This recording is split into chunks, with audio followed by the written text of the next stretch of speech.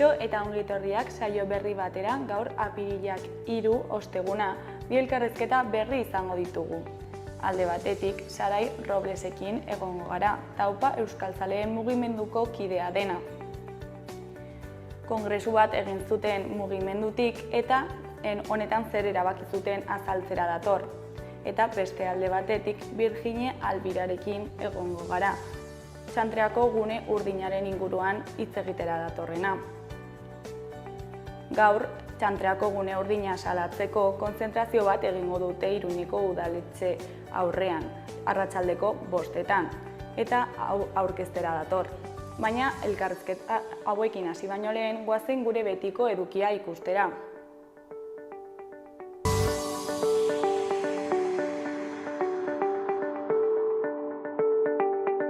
Goazen orain gaurko efemerideak ikustera. Gaurko egun batean, 1871ko apirilaren 3 Eliza eta Estatuaren arteko harremana eten zuen Parisko Komunak. Urte batzuk geroago, 1919ko apirilaren 3 gehienezko 8 orduko lanaldia ezarri zen Espainiako Estatuan. Egun berean, baina 1974ko apirilaren 3 Gregorio Posada Guardia Zibil torturatzailea hil zuen etak Azpeitian. Eta bukatzeko, 1983ko apirilaren 3 Lazkao Txiki bertsolaria hil zen 76 urterekin.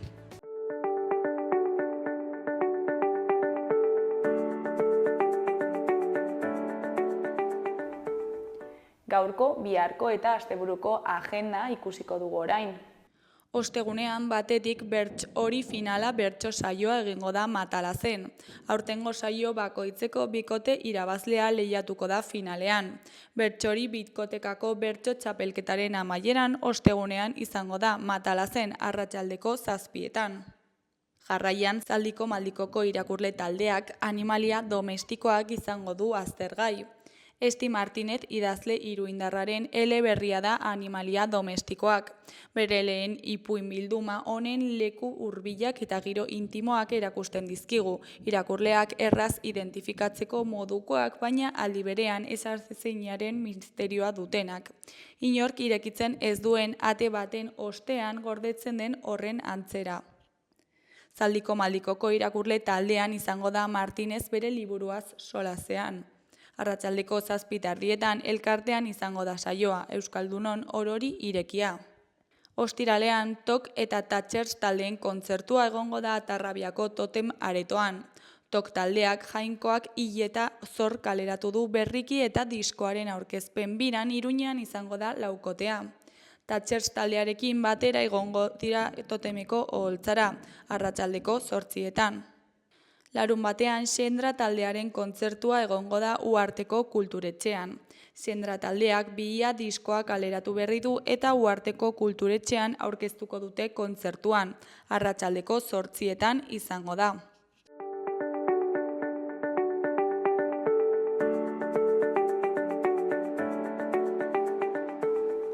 Ikus dezagun gaurko egunkarien azalek zer dioten. Diario de Noticiasen titular nagusian, Trumpek Europar Batasuneko ekonomia zigortu du, 20% mugazergekin produktu guztientzat. 10% oinarrizko zerga ezartzen du mundu guztiarentzat. AEBen fabrikatzen ez diren ibilgailuek 25% ordainduko dute. Txinarako tasa 24% izango da. Presidenteak ohartarazten du salbuespen bat nahi duten herrialdeek merkataritza politika aldatu beharko dutela. Argazki nagusian, Baluarten jende ugari bildu zen OTD Challengearen lehen egunean. Titularrean, Nafarroak aurrera egiten du eraldaketa digitalean. OTD Challengeak adimen artifizialaren erabileran sakontzen du. Hori koloreko berrian, taxiaren legeak prestazioa malgutzen du kontratatuekin. Edozein ordutegietan lan egin ahal izango dute, beti ere lizentzien titularrak zerbitzua emateko urteko denboraren 30% baino gehiago egiten badu. Eskuineko berrietan, alde batetik Azagrako bizilagun bat hilda 4 egunetan gertatutako 3. istripuan. Beste alde batetik, Nafarroak Kaskante eta Zintruenigo arteko A15ko zatiaren idazketa lizitatu du. Jarraian, Nafarroak 1664 enplegu sortu ditu martxoan, ekonomiaren kezka gorabehera. Gainera, sadarreko zaindari baten kaleratzea berretsia sarrerarik gabe pasatzen utzi baitzuen. Ondoren, Israelek operazio bat iragarri du Gazako eremu handiez jabetzeko. Azkenik, Vicente Valeroren hitzetan, nire liburuak konbentzionalak ez izaten saiatzen dira. Diario de Navarraren titular nagusian, Trumpek muga zergen gerra deklaratu dio munduari, eta eberi 20% zerga ezarri dio. AEPetatik kanpo egindako autoak 25% zigortuko dituela berretsi du. Argazki nagusian, Julian Quirosek Jose Javier Uranga, Carmen eta Jesusen semeen eskutik jaso zuen saria, Luis Colinaren aurrean. Titularrean, kazetaritzaren balioen defentsan, Julian Quirosek Diario de Navarra Fundazioaren bigarren Jose Javier Uranga saria jaso du. Eskuineko berrietan, funtzionario berrientzat eszedentzia hartu baino 2 urte lehenago. Bestetik 82 urteko emakume bat hilda Lerinel, zirkulazio istripu batean. Jarraian, Aldetik Aresoren bila abiatuko da. Amaitzeko, Foru Ogasunak 800.000 euro erreklamatu dizkio Anaitasuna elkarteari. Gararen titular nagusian, Israelek bere erasoaldi militarra hedatu eta Gaza berriz okupatu nahi du. Israelek Gazako zerrendan egindako erasoaldi militarra zabaldu eginda, eremu handiez jabetzea bilatzen du eta palestinarrak eskala handian ebakuatzea dakarren operazio batekin. Argazki nagusian Donald Trump dugu. Titularrean, Trumpek mugazergen gerra deklaratu dio munduari. 50 urtez engainatu gaituzte, baina ez da berriro gertatuko. Beheko berrian, Bridgestoneko langileek lan uztea deitu dute. Ezkerreko berrietan, Goikoan, Bilbao Basket FIBA Europe klubeko finalera. Behekoan, greben 3. fasea egiten ari dira irakaskuntzan. Berriaren titular nagusian, AEBek 20% mugazergak ezarriko dizkiete Europako batasuneko produktuei. Donald Trump presidenteak tarifa orokor bat jakinarazi du herrialde guztien importazioentzat, 10%, baina bazkide nagusi askori ere handiagoa jarriko die. Txinari 34%koak jarri dizkio, Erresuma Batuari gutxieneko 10% eta Kanada eta Mexiko ez ditu aipatu. Argazki nagusian irakasleen protesta atzo Gasteizen. Titularrean, irakasleak grebei eusteko prest. Amaitu da Araba, Bizkai eta Gipuzkoako eskoletako 5 eguneko lanuzte fasea, negoziatzeko eskatu diote Jaurlaritzari. Goiko berrian, milaka lagun espero dituzte larun batean 4. Zeitfest gaztea jaialdian, Beken. Beheko berrietan, alde batetik Netanyahuk Europako batasunera bidaiatu du, egak ura atxilotzeko agindu badu ere. Beste alde batetik, Anduezaren hitzetan, arlo identitarioa jokoan sartzeak frustrazioa eta porrota ekartzen ditu. Jarraian, Beñat Senar Baikokoko pilotarearen arabera, buruz buru inork bere jokoa egiten badu oso zaila da ari irabaztea. Azkenik langabezia jeitsi eginda Hego Euskal Herrian 2. hilabetez jarraian. Euskal Herri Irratiaren titular nagusian, Ride On enpresak bertan behera utzi du Iruñeko bizikleta elektrikoen zerbitzua. Arazo ekonomikoengatik apirilaren 5etik aurrera, 12etan martxan egoteari utziko dio bizikleten zerbitzuak. Galera ekonomikoei ezin diete aurre egin eta Iruñeko udalari laguntza eskatu diote zerbitzua berrezartzeko. 60.000 erabiltzaile ditu egun zerbitzuak. Eskuineko berrietan, Goikoan, Latzen, Eskatu, Afu eta Alaitzeta Maider ere izanen dira atortxurrok jaialdian. Atzo iragarri zituzten antolatzaileek atortxurrok jaialdian ariko diren beste 4 talderen izenak. Lantzen, Eskatu, Afu eta Alaitzeta Maider. Denak itzuliko dira agur festa honetan parte hartzeko. Behekoan, Hiroshima eta Nagasakin jaurtitako bomba atomikoen ondorengo erresilientzia iruditan. Bomba atomiko bakarrak Hiroshima eta Nagasakin jaurtitakoak izan dira. Bigarren Mundu Gerran izan zen, 1945ean, 200.000 hildako baino gehiago eragin zituen. Oraindik bizirik ateratzea lortu dutenen testigantzak bildu ditu erakusketa batean Lukas Vallecillos fotokazetariak. Iruñerriko mankomunitatearen egoitzetako Pinakbi aretoan dago ikusgai apirilaren 27 arte.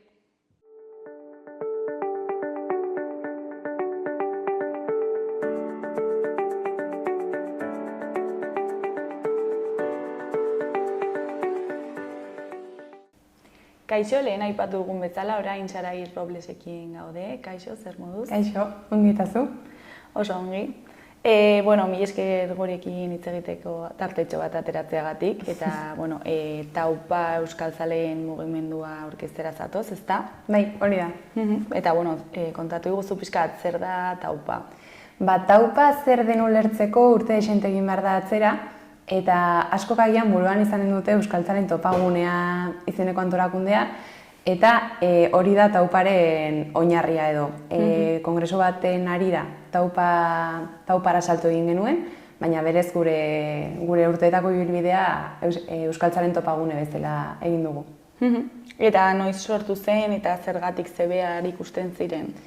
Euskaltzaren topagunea sortu zen orain dela urte desente, 1998an, eta asmo handi batekin sortu zen, asmo hori zen Euskararen biziberritze prozesuan ekarpen handi bat egitea, eta ekarpen hori zen euskaltzaleak saretzea, batez ere, horren bidez edo helburu horrekin lan egiten zuen Euskaltzaren topaguneak, eta saretze hori kasu gehienetan elkarteen bidez, euskara elkarteak sortuz eta horiek bultzatuz eta haien jarduna lagunduz egin izan da, denbora luzez. Eta nola antolatzen zarete? Gaur egun Euskal Herriko lurralde guztietan gaude, Nafarroan, Erkidegoan eta Ipar Euskal Herrian, eta lantaldeka biltzen gara lurralde horietan. Egia da, lantaldearen barruan bakoitzak ardura ezberdinak hartzen dituela, batzuk oso zentratuta ibiltzen gara herrigintzan, beste batzuk agian aktibazio ekintzak planteatzen, baina oro har denok koordinatuta lan egiten dugu eta baita ere beste lurraldetakoekin koordinazioan. Eta talde bakoitzak beti aktibo dago, zenbatetan elkartzen zarete? Asterokotasunez biltzen gara, denok, lankideak ditu, profesionalak dituen talde bat da. Oraintxe bertan 30-etik gora gara Euskal Herri osoan, eta gero lan bolondrez pila bat ere badago, eta gu asterokotasunez biltzen gara honetan. Eta 26-27 urte hauetan zehar, zer nolako bilakaera izan du? Geroz eta toki gehiagotara heldu gara, uste dut hori dela agian nabarmentzeko kontu bat. Geroz eta elkarteak sortu dira, elkarteak bazkidetu dira, euskara elkarteak dira Tauparen oinarria eta Euskaltzaren topagunearena ere baziren noski. Eta pixkanaka egia esan zenbateko hori oso handia bihurtu da.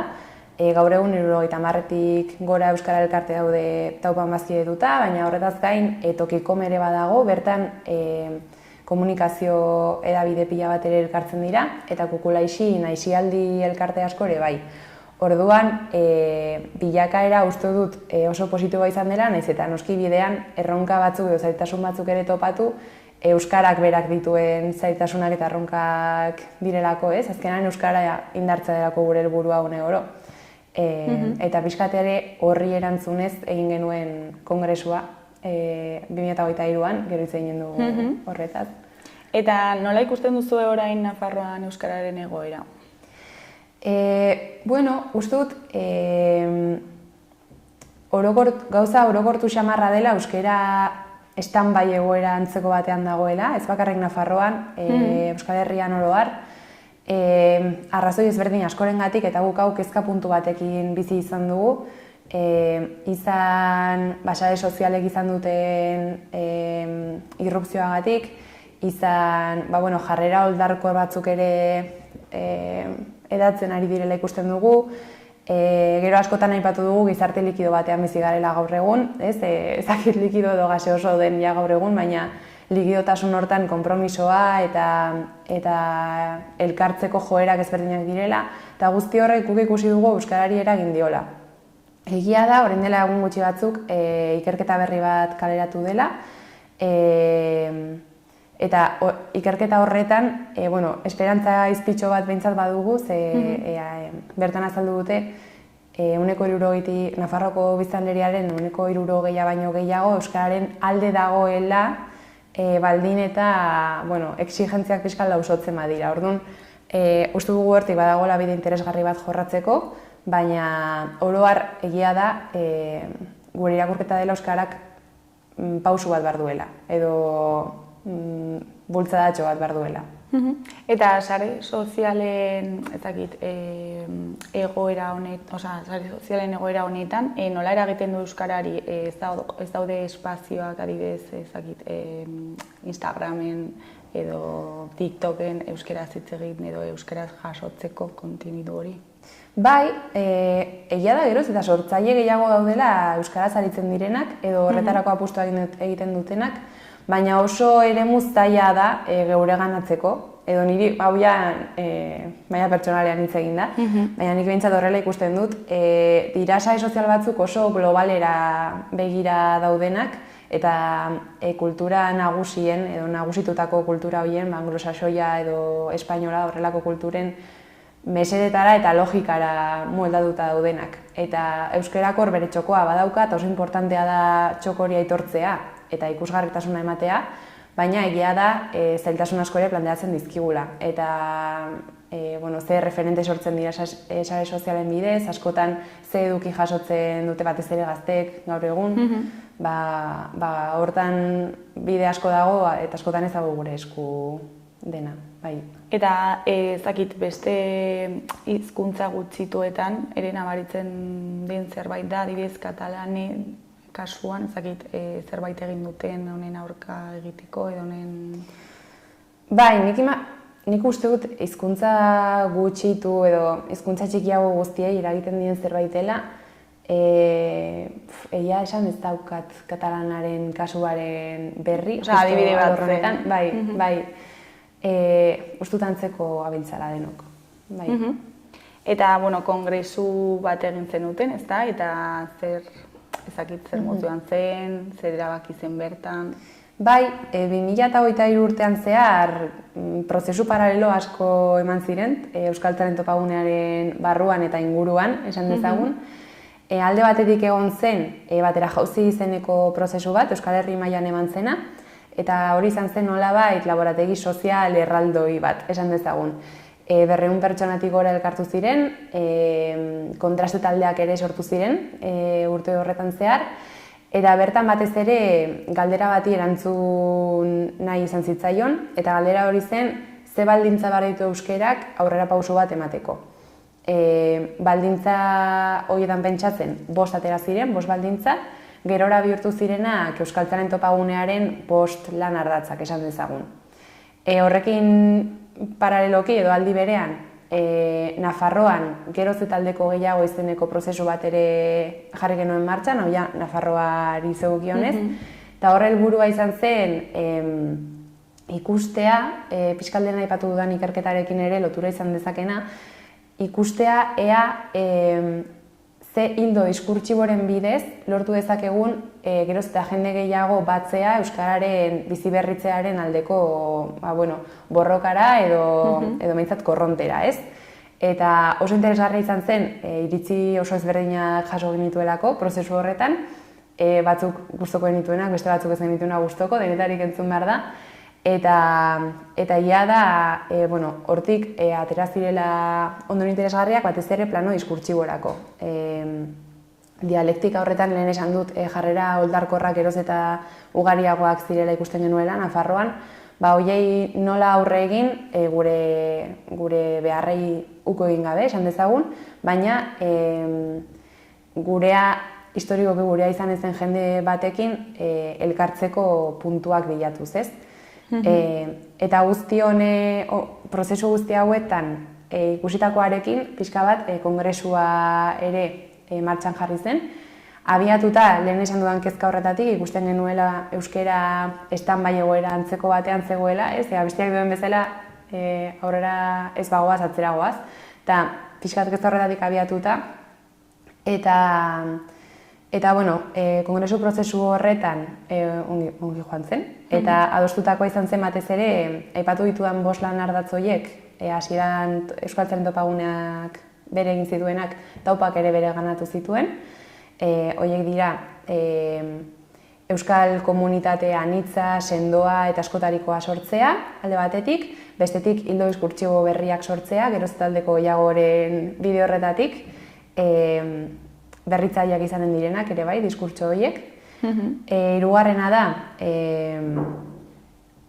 aktibaziorako proposamen berriak egitea, ez bakarrik euskaltzaleak saretzea, baizik eta hor dagoen indar guzti hori nolabait martxan jartzea eta indartzeko saiakerak egitea eta proposamenak, eta gero sakonduko dut igual pixkatu honetan. Bestetik, aliantzak bilatzea euskalgintzatik kanpoko sektoreekin edo eragileekin, eta azkena da akordio soziopolitikoak ere aldugun neurrian indartzea. Jakin dago ez garela horko sujeto superaktibo bat, baina gure aletxoa jartzea horien alde. Eta, segiko dut kongresuarekin pixka bat, aldaketa nagusia eta zergatik erabaki genuen kongresu honetan topagunetik tauparako saltoa ematea izan zen, ikusten genuelako, esan bezala orain arteko bidea oso euskara elkarteetan zentratuta egin dugu, eta horiek dira oraindik ere gure oinarria eta hor jarri nahi dugu indarra, baina egia da ikusten genuela, adibidez, Euskaraldia bezalako ekimen bat antolatzean, herri batzorde pila bat sortzen zirela Euskal Herri osoan zehar, ez? Auzo eta herri askotan, ez zegoen euskara elkarterik, baina euskaraldirako bai sortzen zen herritar talde motibatu bat. Eta esaten genuen, eske hor badago potentzialitate oso handi bat, urtean zehar, euskaraldiaz dagoen denboran zehar, ez dagoena aktibatuta. Eta hor zer egin behar dugu, ez? Jende horri igual beste modu bat eskaini behar zaio ekarpena egiteko urtean zehar, baina hor badago zerbait. Eta horrexegatik erabaki genuen mugimendu, taupa euskaltzaren mugimendu izaterako pausua ematea, nahi dugulako bide berri bat ireki, ez bakarrik elkarteak izateko tauparen bazkide, baizik eta norbanakoak ere bai. Hau da, orain norbanakoen gana ere heldu nahi dugu haientzako proposamenak egin, eta beti ere helburu kolektibo bat buruan edukita, gure helburuak segitzen du saretzea izaten, baina parte hartzeko bide berriak eskaini nahi ditugu. Eta jendea prest ikusten duzue modu iraunkor horretan segitzeko eta harremanak sendotzeko? Bai, egia esan oso harrera ona izan dugu oraingoz, egia da salto hau aurkeztu genuen abenduaren 14an, 2024ko abenduaren 14an, orduan bide berri hau ez da oso luzea izan oraingoz, baina oso harrera ona izan dugu orain arte, eta egia da nik uste dut klabea badela parte hartzeko modu ezberdinak eskaintzea. 3 modu ezberdin eskaintzen ditugu, denak hasten dira taupanmugimendua.eusen izena emanda, baina lehenengoa da norbaitek bakarrik jaso nahi badu informazioa, euskararen alde zer egiten ari den bere herrian, bere ingurunean, Euskal Herrian, zer egiten ari den euskararen alde, hezkuntza komunitatean bakarrik adibidez, ez guzti horren inguruko informazioa jaso nahi duenak, aukera du soilik horretarako. Bigarren bidea da, norbait prest badago aktivismoerako salto txori emateko edo, aukera du jasotzeko proposamenak, aktibaziorako proposamenak. Batzuk izan daitezke, ez dakit, komertzioak euskaratzeko ekimen bat jarri nahi dugu abian. Eta igual norbaitek esan dezake, ostras, behitu, ni nire herrian prest nengoke beste bizpairurekin elkartu eta holako zerbait mugitzeko, ez? Holako proposamena jasotzeko ere aukera dago. Eta hirugarrena da norbaitek ekonomikoki babestu nahiko balu taupa, horretarako ere aukera dauka. Eta 3 bide hauek elkarren osagarriak dira, norbaitek aukeratu ditzake 3 moduak, baina norbaitek aukeratu dezake ere bai, soilik informazioa jasotzea. Eta uste dut hortan dagoela, malgutasun horretan dagoela klabetako bat. Eta lehen aipatu duzun diskurtso berri hauek, markatu dituzue zein izango diren edo gako batzuk? Bai, badugu txosten txiki bat azaltzen duena, eta egia da ez dugula gure asmoa ez inoiz izan diskurtso osatu bat plazaratzea, baizik eta klabe batzuk ematea. Eta bai ikusi genuena izan zen, balore aman komunak topatzen ditugunean, bestelako eragileekin, igual euskalgintzarekin identifikatzen ez direnak, baina bai berdintasunarekin adibidez, aniztasunarekin, horrelako balorekin bat egiten duen jendearekin, hortik badagoela elkartzeko aukera bat edo abagune bat probestu beharko genukeena. Ez? Berdintzalea bazara, ze ez euskararen alde egon ere bai, ez? Berdintasun horretatik, pixkat hori baloreetan oinarritutako diskurtsoak proposatzen ditugu. Eta gero, hauetaz aparte, zakit beste proiektu batzutan, batzuk sustatzen dituzue? Bai, topaguneak jada martxan zituen proiektu asko, oraindik ere martxan ditugu, adibidez Mintzakide da Iruñean oso potentea den ekimen bat, eta horretan buru-belarri segitzen dugu. Larunblai bezalako ekimenak ere baditugu, aurretan erabentzako aisialdia euskera zeskintzeko, gero, oraintxe bertan buru-belarri gaude euskaraldian, horrekin topera, eta hortan segitzeko asmoarekin. Eta, horrelako proiektu egia esan desente ditugu. Bai, kultur arloan ere bai beste batzuk, bai. Eta arrakastaren aldetik? Ongi, bai, Mintzakidek 20 urte baino gehiagoko ibilbidea dauka, adibidez, eta 500 pertsonatik gora elkartzen gara Iruñerrian bakarrik. Talde autonomoak dira, astero elkartzen direnak euskaraz hitz egiteko, eta tabernetan, modu informalean, eta ero noiz behinka ateraldiak egiten ditugu, edo sagardotegira joten gara, edo lago kontuak egiten ditugu, batez ere euskaraz hitz egiten trebatu nahi dutenentzako biratuta dago. Eta horrekin superpozik gaude, niretzat superpolita da ekimen hori, eta bai, oroar ongi, oso pozik gaude planarekin. Eta etorkizuna epe luzera, nola ikusten duzu Tauparena? Nik uste dut, bide berri hau mankorra izan daitekela, nik behintzat ala ikusten dut, eta gustatuko litzaidake benetan mugimendu izaera hori hartzea, eta orain arte heldu ez garen toki askotara heltzea.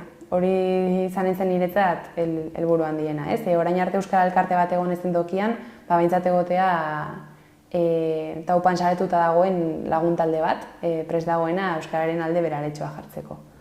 Eta orain zeintzuk dira ikusten dituzuen erronka nagusienak? Oraintxe bertan euskaraldia, hori delako epe motzean daukaguna, ja maiatzaren 15ean hasiko da, eta horrekin buru-belarri gabiltza. Eta bestetik, nik uste dut bide oso polita daukagula egiteko, geroz eta aldeko gehiagoren bide horretan, diskurtso berriak garatzearen bidean euskararen alde, eta ero euskaraldia guretzat da sekulako aktibazio ekimena euskararen erabilera zentroan jartzen duena.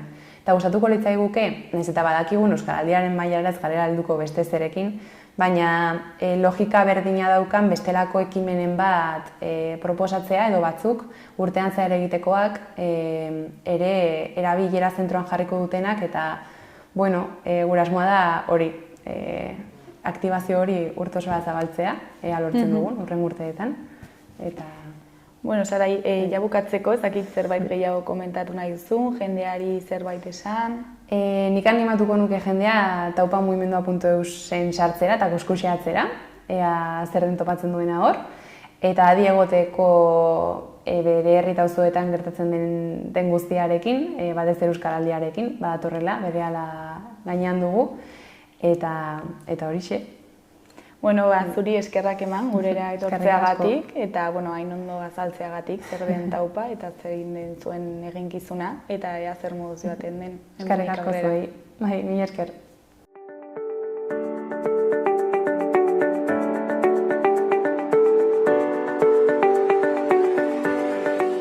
Gaurko eta biharko eguraldiaren iragarpena ikusiko dugu orain.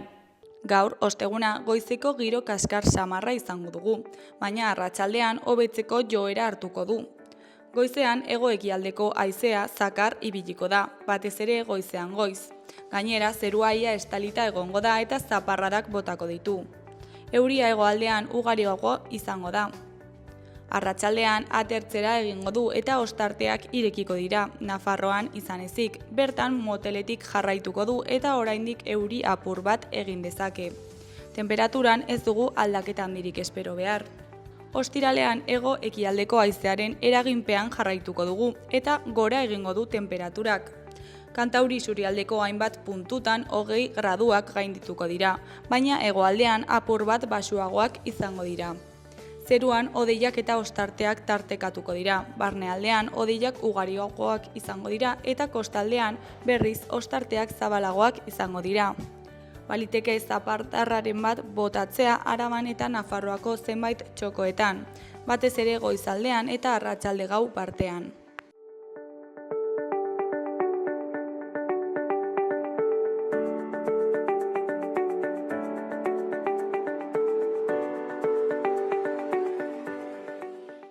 Kaixo, lehen aipatu dugun bezala, orain Virginia Albirarekin gaude. Kaixo, zer moduz? Kaixo, ongi.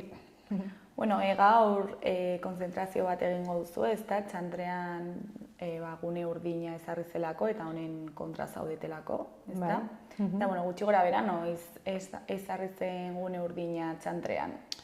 Pues 2021 jarri zuten, inposatu egin zuten, inolako konsultarik egin gabe auzoarekin hitz egin gabe, benetako beharrak zintzu ziren aztertu gabe, jarri egin zuten eta geroztik hor dago eta mugiezina izan da orain arte. Eta zeintzuk izan ziren eman zituzten arrazoiak, ez zituzten eman arrazoirik, ez dakit?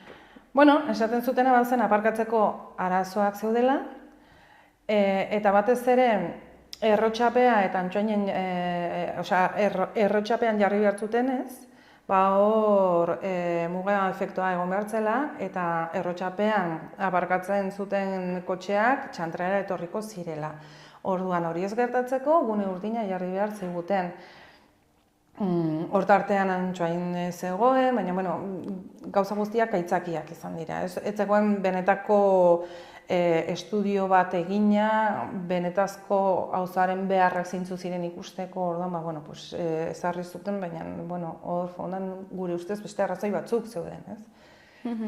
Eta benetan ikusten zenuten zuek herritar moduan aparkatzeko arazoak zeudela? Arazoak daude, baina ez gune urdinarekin konpontzen direnak. Badaude zonalde zehatz batzuetan, ordu zehatz batzuetan eta gehienetan gune urdinetik kanpo gelditzen diren orduetan. Orduan gune urdinak ez dute konpontzen kontrakoa, ez?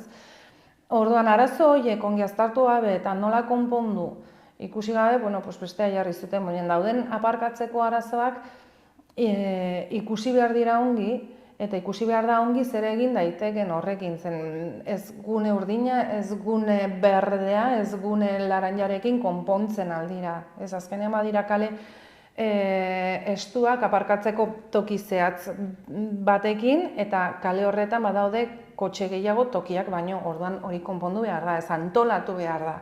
Antolatu behar da Txantrea, baina hau ez da antolakuntza. Eta zer da proposatzen duzuena? Proposatzen duguna da auzoari entzutea. Auzoak esaten duena entzutea eta kasu egitea. Eta auzoak esaten du ez duela gune urdinarik nahi. Oso garbi esan zuen bere garainean, orain berriz esan du oso garbi, eta esaten badu zerbaitengatik izanen da. Bai ikusten ditugula arazoak daudela, auzoan ikusten dira arazoak daudela, baina konpontzeko moduak beste batzuk izan daitezke, eta ez ordaintzen, baina eskatzen duguna da benetan dauden arazo horiek ikustea eta konpontzeko moduak bilatzea, baina ez horrela. Eta adibidez, Barainainen dagoen modua bezalakoak bertan ezartzea, izango litzateke zuentzako konponbide bat? Pues aztertu beharko genuke, baina printzipioz ez dugu ikusten.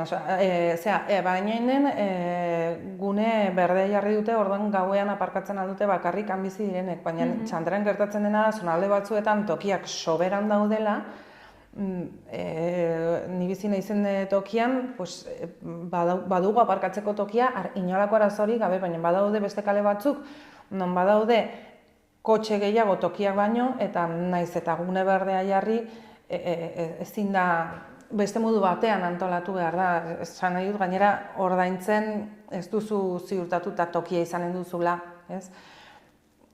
Batzuetan ere espero duguna bada justu gure etxe ondoan aparkatzea, baina zaila da. Baina bai egin daitekela baina ez horrela. Ez horrela. Horrela, azkenean gune berdea jartzen baduzu horrek ez dizu ziurtatzen aparkatzeko tokia. Orduan zertarako gune berdea ere. Eta 2021-etik, ezerrezenetik, nolakoak izan dira urte hauek? Zer nabaritu duzue, aldaketa nabaritu duzue, ez? Begira, hobera ez dugu nabaritu. Badaude auzotar batzuk tarjeta atera ez dutenak, orduan horiek jarraitzen dute aparkatzen dauden gune txurietan badaudela batzuk, badago disuasorio bat hor goian, eta gero badaude beste batzuk eraikuntza berrietan garajeak zituztenak, eta horiek lehentxeago kotxeak goian uzten zituzten tokia soberan zegoelako, baina orain egin dutena izan da, tarjetatera ordez garajean sartzen dituzte kotxeak, orduan bai ikusten dela kanpoan toki gehiago dagoela, baina badira auzoko kotxeak goian egon ordez garajetan daudela. Eta toki horiek libre daude, ez dira erabiltzen, ez? Orduan, aldaketak, auzoa ez da auzo komertziala, han jendea bizi da, orduan dauden kotxeak biztanleen kotxeak dira, ez? Orduan dauden kotxeak hor daude, eta batzuetan kotxeak ez dira mugitzen, han bizi direnak mugitzen ez direlako.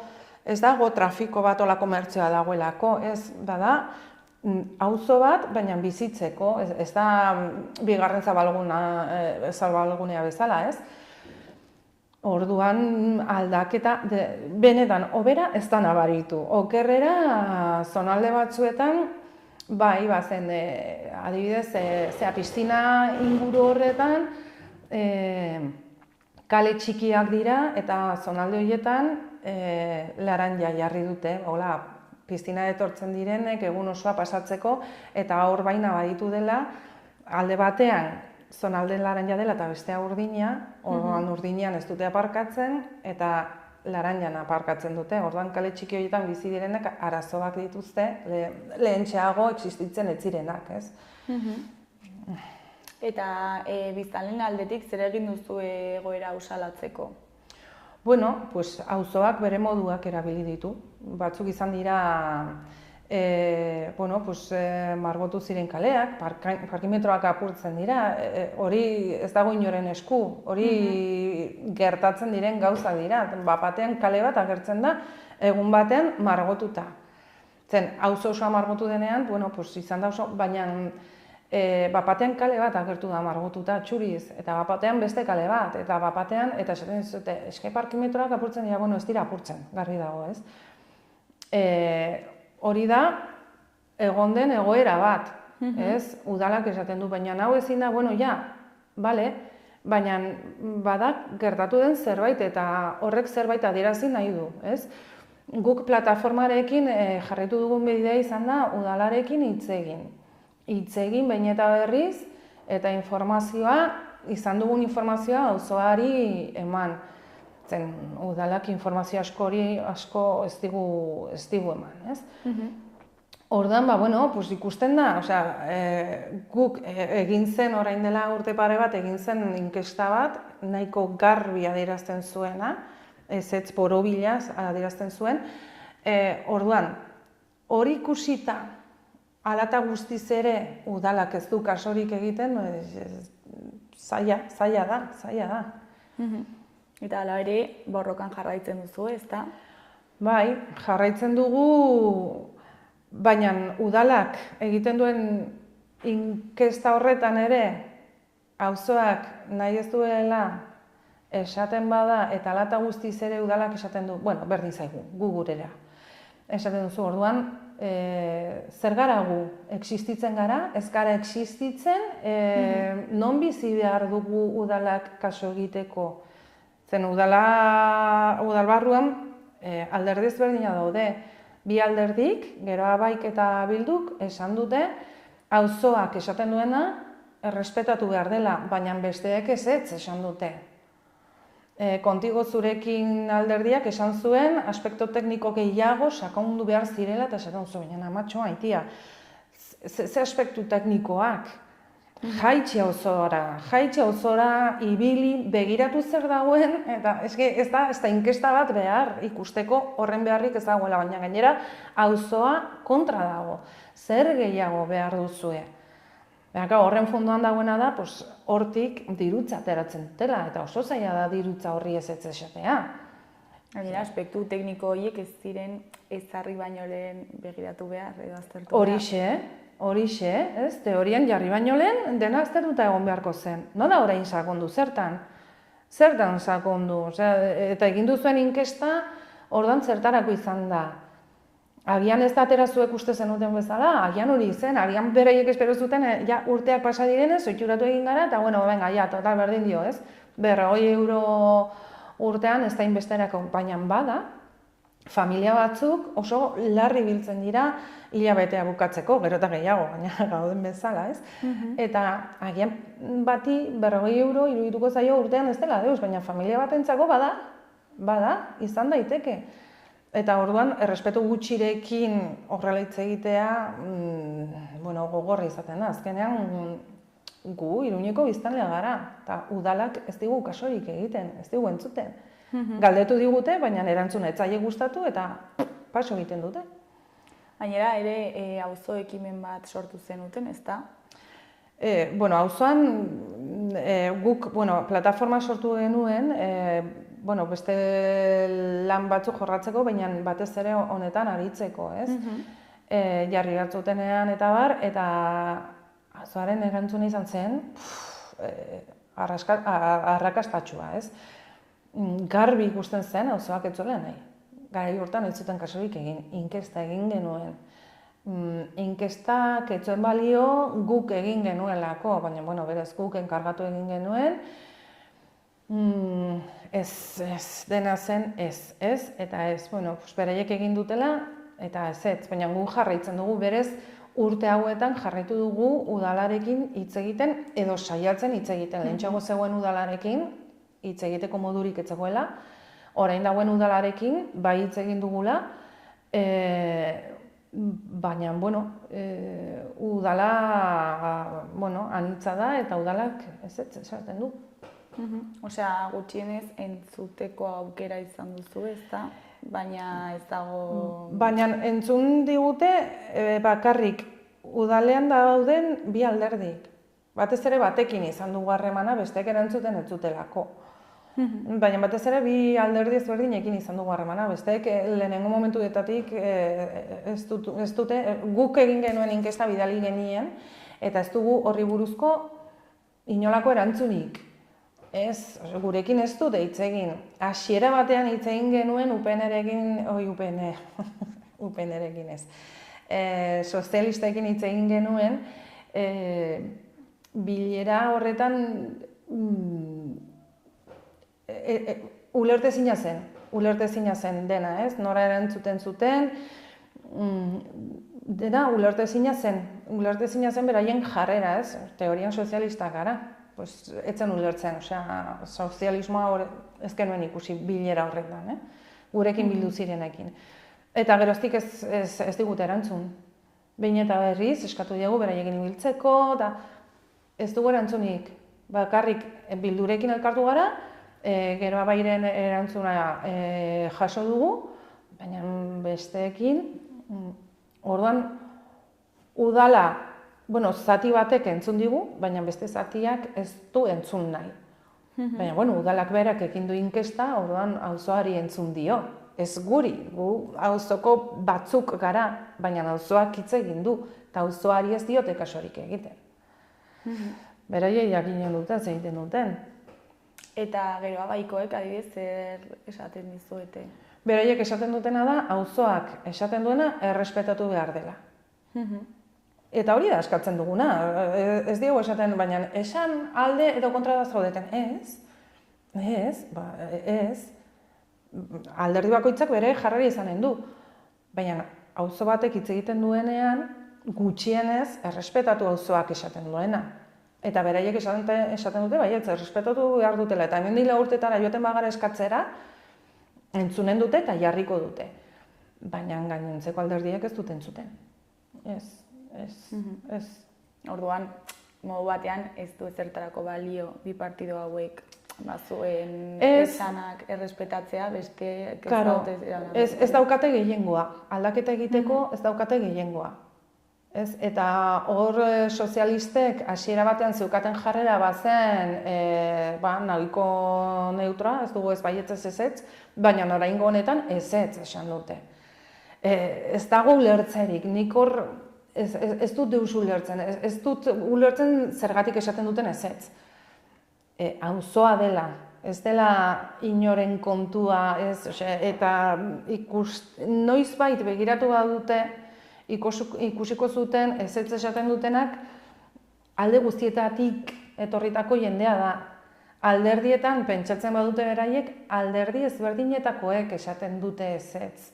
Zen beti toki berdinera eramaten dute betikoak direla, ez? Baina ez, auzoa da, auzo osoa. Baina ez dut entzuten. Eta gaurko kontzentrazioa nola aurre ikusten duzue? Bueno, ordua ez da ona arratsaldeko 5etan da, baina arratsaldeko 5etan plantillatu badugu izan da plenoa daukatelako, ez? Orduan, bueno, pues horri izanen gara gaudenok, baina badakigu gure atzean ezetza esaten dutena ez garela gu bakarrik hori izan behar garenak. Ikusiko dugu zenbat jende hurbiltzen den lan egiteko ordua dirata, baina bueno, ikusiko dugu zenbat jende elkartzen den, baina nik ez dut hain garrantzitsu ikusten kopurua. Ikusten dudana da hor gaudela eta auzoa dagoela.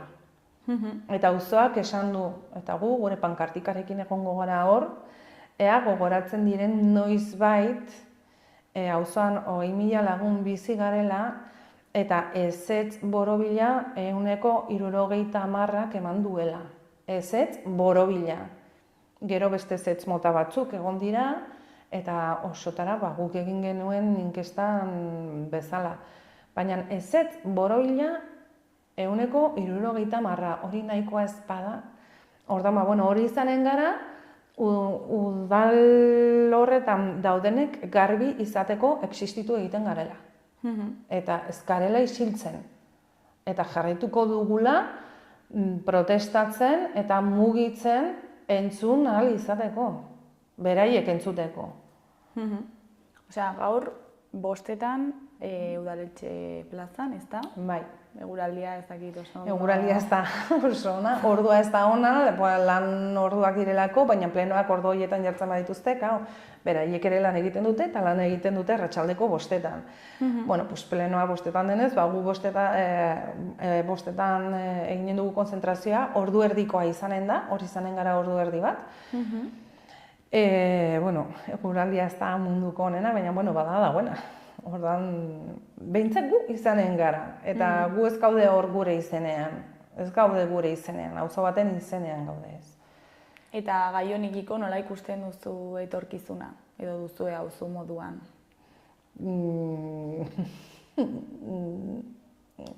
Ez dakit, dirua bitartean hor dagoenean zaila da zerbait aldatzea, ez? Azken finean nik horri ikusten dudana, edo guk horri ikusten duguna da dirua. Osea, dirua hortik diru pila bat ateratzen dutela, ez?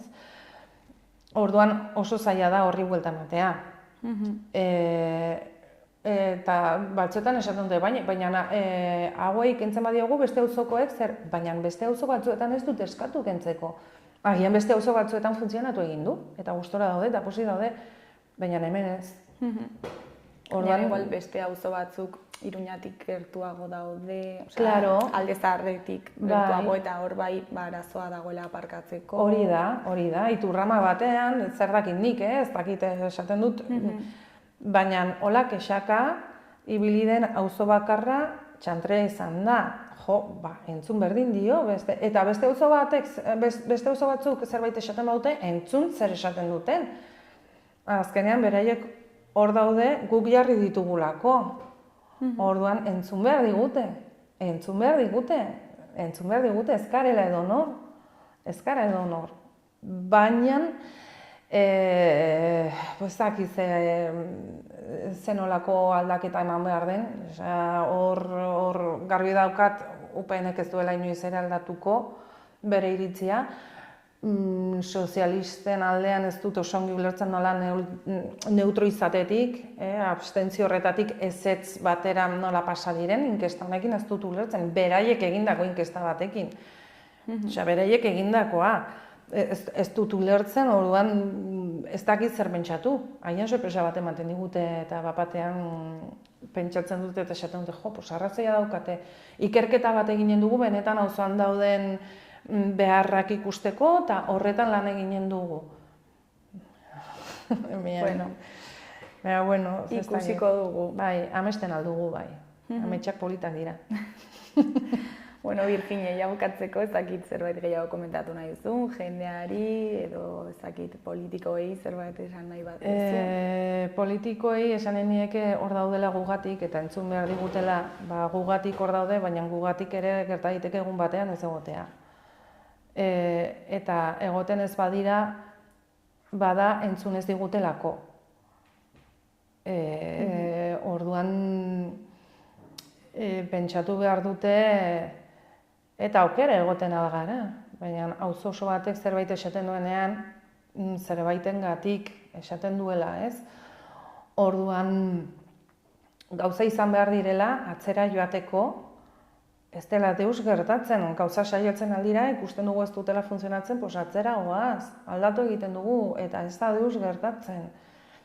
Baina ezin gara hain belerri motz izan. Mesedez, entzun ezazue esaten duguna, ez? Gu hemen gaude ez beraien kontra. Osea, auzoa dago auzoaren alde, ez udalaren kontra. Auzoaren alde dago auzoa, baina auzo osoa. Orduan halako gauza bat egitea ez dago ulertzerik, Orduan nik eskatuko nieke erlajatzeko, entzuteko eta baloratzeko benetan esaten dena eta eskatzen dena. Eta ez dela deus gertatzen atzera joanen gara atzera, eta hemendik urte batzuetara ikusten badugu gauzak ez daudela ongi, beste gauza bat egin dugu. Baina, bueno, eserita gauzak oso garbi ikusten dira eta gero kalean beste modu batean. Bueno, Virginia, mila esker gurera etortzeagatik eta barratutxo bat ateratzeagatik gurekin hitz egiteko eta zer moduz joaten den gune urdinaren kontua. Ikusiko digo, eta eskerrik asko zuei. Bueno, ondo segi agur.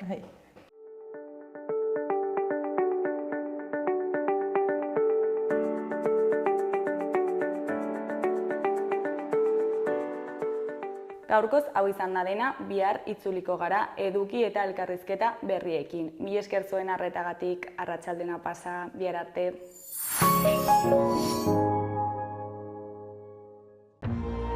Gobierno de Navarra. Nafarroako gobernua.